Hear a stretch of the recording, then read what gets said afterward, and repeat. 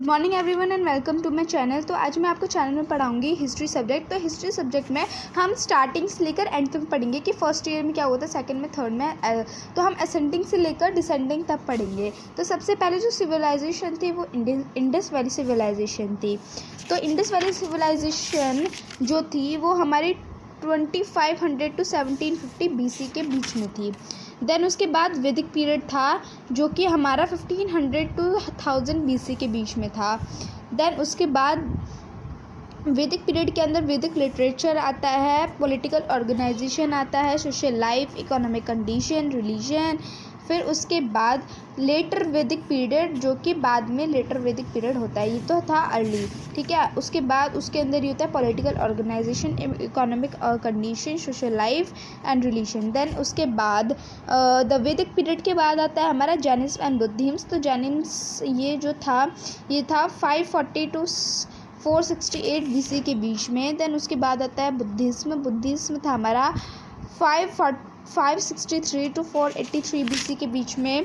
Then उसके बाद dynasties of ancient India था।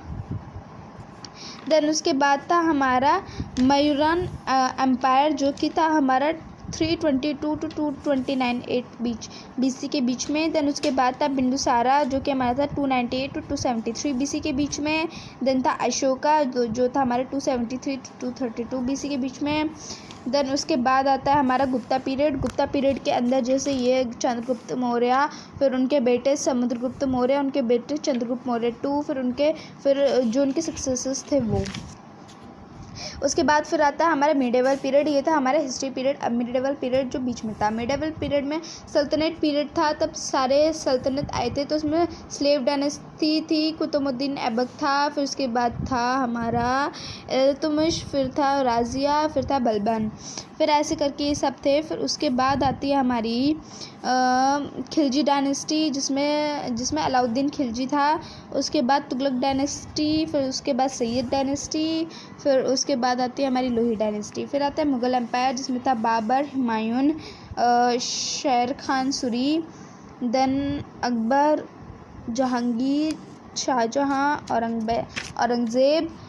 एंड देन उसके बाद आता है द मराठास, जो मराठास थे वो जिसमें था शिवाजी और ये पेशवास।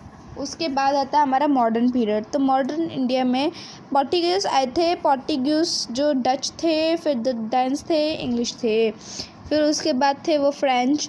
देन फिर नेशनल मूवमेंट आया था जिसमें बहुत सारे हमने वो किए थे प्रशासन वगैरह। तो जिसमें थे हमारा Indian National Congress movement, partition of Bengal, Swadeshi movement, Muslim League, Minto Morley reforms, the Lucknow pact, the home rule movement, Rowlatt movement, Jallianwala Bagh. तो ऐसे करके बहुत सारे हैं, मैं आपको ये पेज दिखा देती हूँ। ऐसे करके आप इन सब को लिख सकते हैं और इनके ईयर्स भी लिख सकते हैं। ये असेंडिंग से लेकर डिसेंडिंग टर्म है जिससे आपको बहुत आसानी से याद हो जाएगा कि इस ईयर में क्या होता है और उसके नेक्स्ट ईयर में क्या प्रोटेस्ट हुआ था। देन उसके बाद ये है, तो इन्हें बोलने में मुझे बहुत टाइम लग जाएगा, इसी वजह से मैं आपको स्क्रीन दिखा रही हूँ। आप मेरी वीडियो को पॉज करके लिख सकते हैं आसानी से। ओके, सो देन उसके बाद ये हो गई हमारी हिस्ट्री ख़त्म। तो ये मैंने आप सबको बताया था, तो ये इसलिए बताया था क्योंकि कुछ स्टूडेंट्स होता है जिन्हें हिस्ट्री में प्रॉब्लम होती है कि इस ईयर में क्या हुआ था, फिर इस ईयर में क्या हुआ था, वो घुमा फिरा के होता है। तो इसलिए मैंने असेंडिंग से लेकर डिसेंडिंग तक बताया कि पहले उसके बाद ये। तो ये लर्न करना बहुत आसान हो जाता है। अभी मैंने बहुत जल्दी बोला है, तो वो मैंने इसलिए बोला है क्योंकि मैंने आपको स्क्रीन तो दिखाई रखी है, तो इसमें से आप लिख सकते हैं क्योंकि स्क्रीन में साफ साफ दिखाई दे रहा है।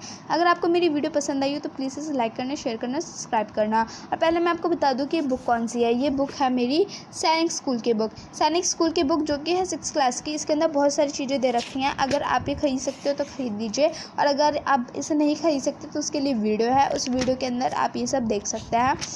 Thank you.